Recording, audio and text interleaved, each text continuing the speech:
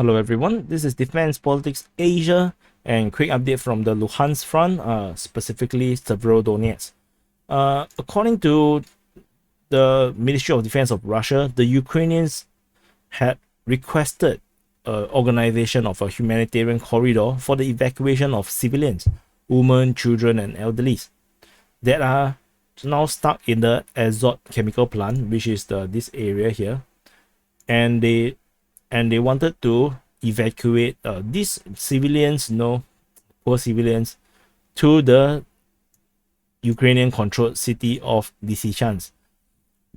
Very, very thoughtful of this Ukrainian government. However, the Russians answered the favor and they decided to offer them a humanitarian corridor. However, this humanitarian corridor does not lead to Lysychansk.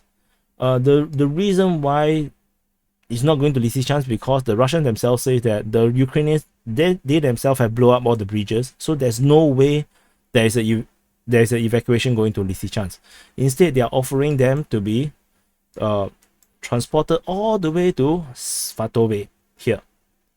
So that means the humanitarian corridor will bring all the civilians all the way up this road to Svatove, and they actually list out all the information. They say that from 8 a.m. to 8 p.m. Moscow time on the 15th of June, the humanitarian corridor will be open from the northern direction all the way to Svatove or Svatovo here. So the civilians can now exit from the northern side, and at the same time, without exception, civilians and their movement as part of the humanitarian convoy to temporary accommodation centers is guaranteed. That means they will be guaranteed by the Russian Defense Ministry, and they also offer the soldiers from the Ukrainian side and the foreign mercenaries from Azot from 8 a.m. to stop hostility and release civilians through this corridor and tell them to surrender, to stop the resistance and lay down their arms. The Russian Federation guarantees the preservation of life and compliance with the Geneva Convention in relative to the treatment of prisoner of war, similar to those that have surrendered at Mariupol. However, I have to highlight that this does not apply to the foreign mercenaries. This only applies to Ukrainian soldiers. So if the foreign mercenaries surrender, this is not guaranteed to them. This is not this is in a way not very honest from the Russian Ministry of Defense. So because this guarantee for the preservation of life actually does not extend to the foreign mercenaries. And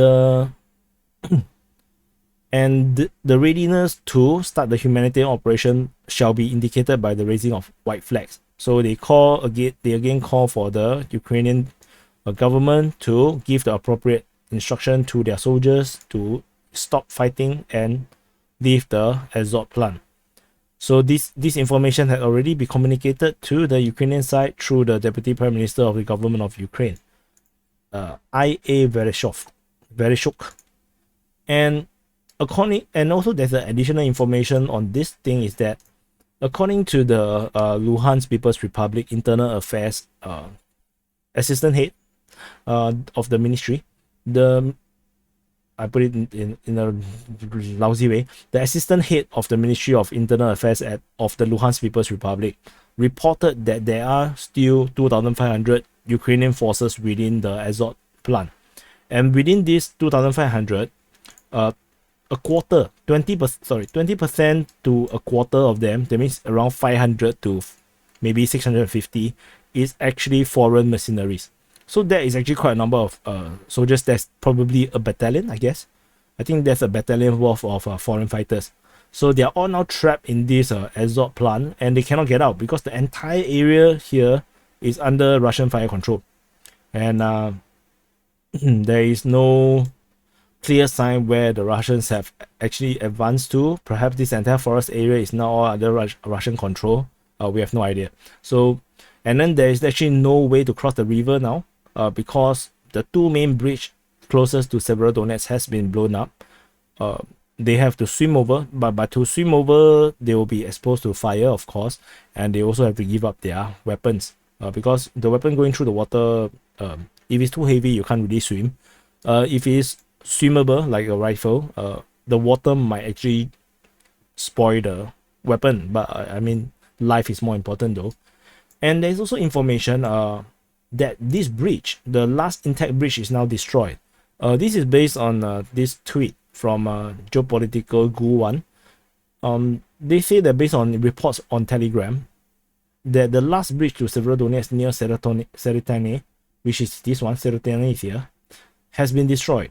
So that means the 3 main bridges is all now gone.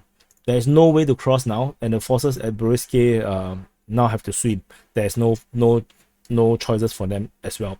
So this is the latest update from Severodonetsk.